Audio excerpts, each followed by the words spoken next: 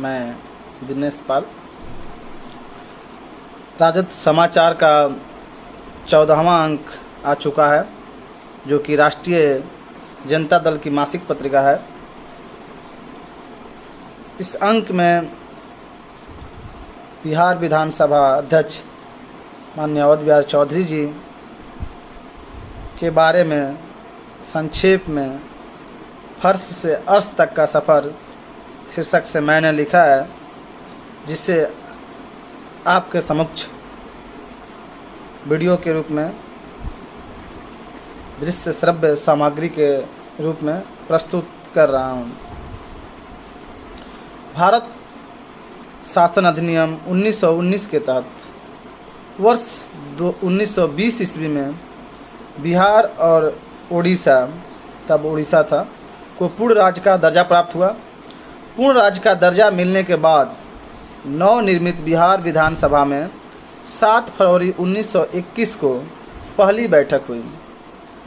साल 2021 में बिहार विधानसभा के 100 साल पूरे हुए हैं, जिसके उपलक्ष्य में बिहार विधानसभा भवन शताब्दी वर्ष मनाया गया।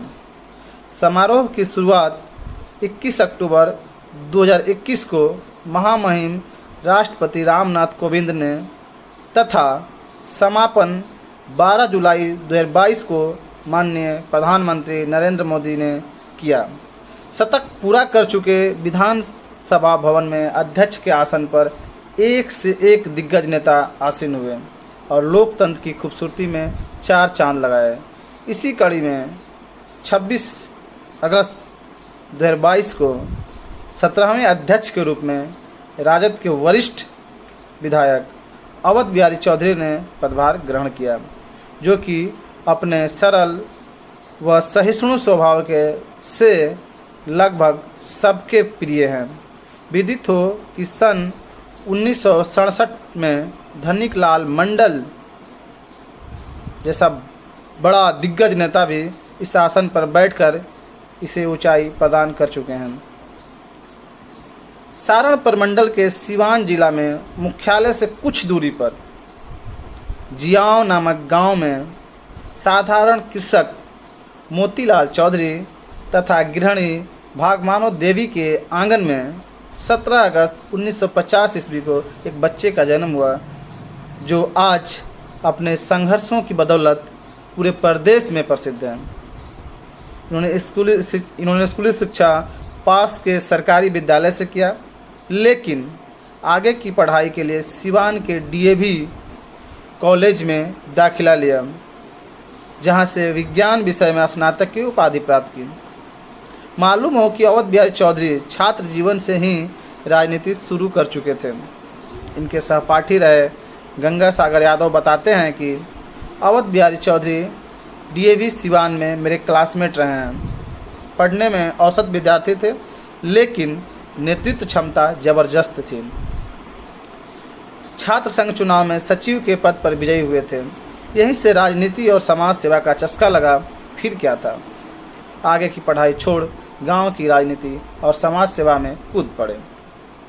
विधानसभा और लोकसभा की तुलना में पंचायती राज चुनाव बहुत छोटा प्रतीत होता है, लेकिन कितना पेचीदा होता है यह तो जनप्रतिनिधि ही बता सकते हैं।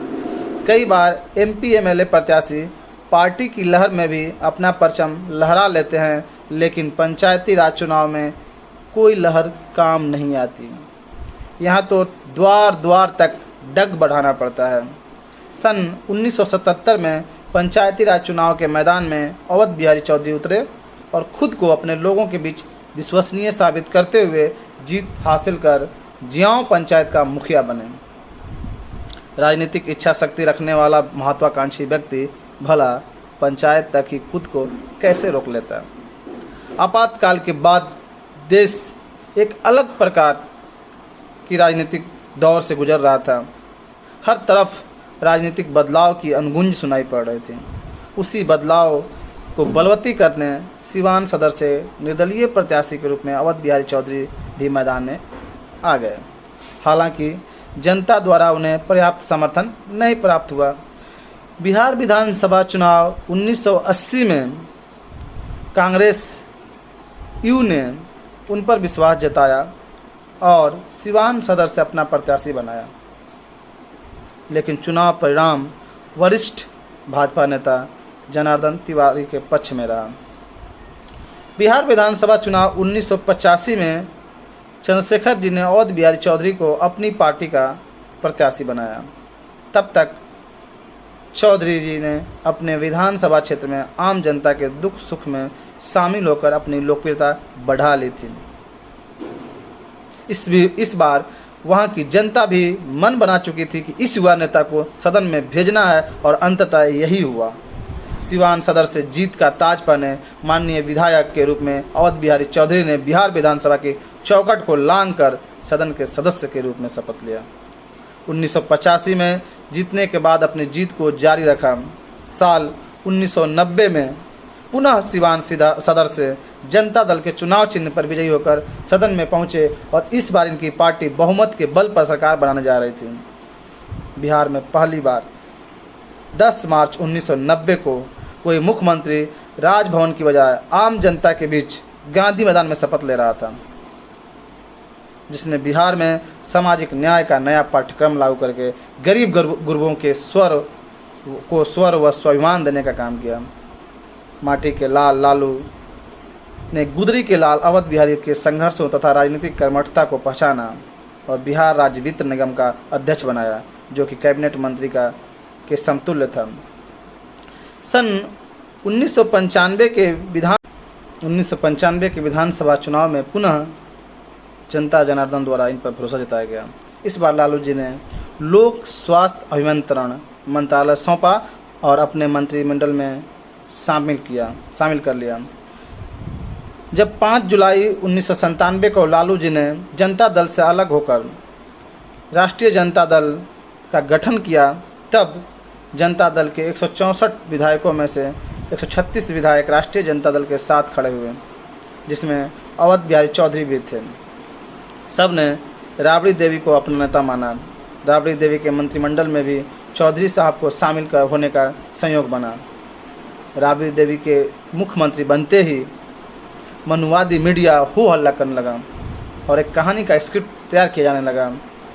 स्क्रिप्ट को तैयार करने में तत्कालीन एनडीए और मनुवादी मीडिया की जुगलबंदी थी। इस जुगलबंदी द्वारा जंगल राज का राग अलापना शुरू हुआ और केंद्र में सत्तासीन वाजपेयी सरकार ने प्रोपेगेंडा फैलाकर अनुच्छेद 356 का दुरुपयोग करते हुए 12 फरवरी 1999 को जनता द्वारा चुनी गई बिहार सरकार को बर्खास्त कर दिया गया। लेकिन राज्यसभा में हालत पतली देख मजबूरन 8 मार्च 1999 को पुनः सरकार बहाल करनी पड़ी। वर्ष 1999 के इस उठापटक का असर 2000 के विधानसभा चुनाव में देखने को मिला। राजद को अकेले 123 सीटों पर जीत मिली और सबसे बड़ी पार्टी का तमगा बरकरार रहा, लेकिन साफ बहुमत किसी को नहीं मिला। राजद इस चुनाव को तत्कालीन मुख्यमंत्री राबड़ी देवी के नेतृत्व में लड़ी। सिवान सदर से पुनः अवध बिहारी चौधरी चुनकर सदन पहुंचे। किसी भी दल को बहुमत स्पष्ट नहीं होने के कारण उहापोह की स्थिति थी। आनंद फानन में एनडीए के विधायक दल के नेता नीतीश कुमार को 146 विधायकों के समर्थन का दावा पत्र राज्यपाल वीसी पांडे को सौंपा। राबड़ी देवी का 14 अप्रैल तक कार्यकाल था, लेकिन राज्यपाल ने 3 मार्च 2000 को ही नीतीश कुमार को सरकार बनाने का न्योता दे दिया और नीतीश कुमार ने पहली बार 3 मार्च को बिहार के मुख्यमंत्री के रूप में शपथ लिया, लेकिन बहुमत के अभाव में सिर्फ 7 दिन तक ही मुख्यमंत्री की कुर्सी संभाल पाए। अंततः 10 मार्च 2000 को इस्तीफा देना पड़ा और पुनः एक बार 11 मार्च 2000 को राबड़ी देवी मुख्यमंत्री पद की शपथ ली। इस बार इन्हें ग्रामीण विकास विभाग मंत्रालय मिला और इसी दौरान परिवहन तथा खाद्य आपूर्ति मंत्रालय का अतिरिक्त प्रभार भी संभालने का दायित्व मिला। 2005 के फरवरी मार्च में विधानसभा चुनाव हुआ तो राजद के मात्र 75 विधायक ही चुनाव जीत पाए, लेकिन सदर की जनता अपने चहेते विधायक अवध बिहारी चौधरी को पुनः जीत का सेहरा बांधी। चुनाव परिणाम त्रिशंकु रहा, लेकिन लोजपा शानदार प्रदर्शन करते हुए 29 विधायकों की पार्टी बनी और सत्ता की चाबी लेकर रामविलास पासवान जी घूमने लगे। न खेलब न खेले दे, खेलबे बिगाड़ब के तर्ज पर उन्होंने किसी को समर्थन नहीं दिया और राष्ट्रपति शासन लागू हुआ। 6 माह बाद नवंबर 2005 में पुनः विधानसभा चुनाव हुए और इस बार राजद को मात्र 54 विधायक ही जीत पाए। लगातार 5 बार जीतने वाले अवध बिहारी चौधरी भी इस बार चुनाव हार गए। 2010 में जनता ने इन्हें जीतने से रोक दिया। लोकसभा चुनाव 2014 के समय राजद को छोड़कर जेडीयू में चले गए और 2015 में जेडीयू को भी जुदा कह गए और निर्दलीय मैदान में उतर गए। पुनः हार मिली। यह लगातार तीसरी हार थी। जमीनी नेता राजनीति में हार जीत से विचलित नहीं होते हैं, बल्कि जनता के निर्णय को शालीनता से स्वीकार करते हैं। 2020 में के विधानसभा चुनाव में अवध बिहारी चौधरी को एक बार फिर जन समर्थन मिला और 15 साल के अंतराल के बाद पुनः इन्होंने सदन की चौखट को लांघा। इस बार राजद ने तय किया कि वरिष्ठ नेता को इस सदन के सर्वोच्च पद पर बैठाया जाए, लेकिन बहुमत इनके पक्ष में नहीं था, जिसके कारण 25 नवंबर 2020 को आसन पर आसीन नहीं हो सके। भला कौन जानता है कि कल क्या होने वाला है। 2 साल भी नहीं बीते कि समय का पहिया घुमा और 72 वर्षीय राजद के विधायक, वरिष्ठ राजद विधायक अवध बिहारी चौधरी जी निर्विरोध रूप से 26 अगस्त 2022 को विधानसभा अध्यक्ष बने। मुखिया से विधानसभा अध्यक्ष तक का लंबा सफर तय करने वाले सादगी संपन्न और सहजता से जनता को सुलभ होने वाले सरल स्वभाव के नेता अवध बिहारी चौधरी को सिवान की जनता सिवान का गांधी कहती है। इनके मित्र व जयप्रकाश विश्वविद्यालय छपरा के राजनीतिक विज्ञान विभाग के पूर्व विभागाध्यक्ष डॉक्टर लाल बाबू यादव इनकी शिक्षा के प्रति लगाव की ओर इशारा करते हुए बताते हैं कि बिहार के मुख्यमंत्री दारोगा प्रसाद राय 1980 में सिवान से चुनाव लड़ने गए थे।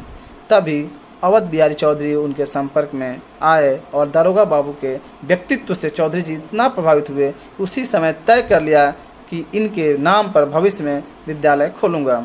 बाद में सिवान में दारोगा प्रसाद राय महाविद्यालय खोला भी, जिसे कि जयप्रकाश विश्वविद्यालय छपरा से अस्थायी संबद्धता प्राप्त है।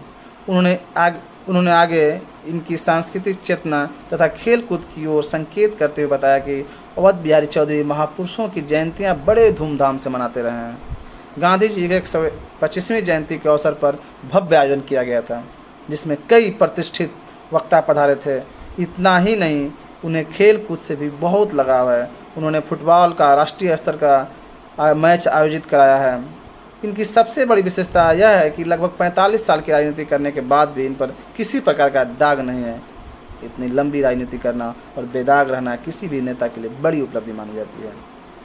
जीवन में कई बार दुख इंसान को तोड़ देता है, लेकिन उस स्थिति में भी सामाजिक लगाव तथा सामाजिक जिम्मेदारियां इंसान को उठ खड़ा होने के लिए प्रेरित करती हैं।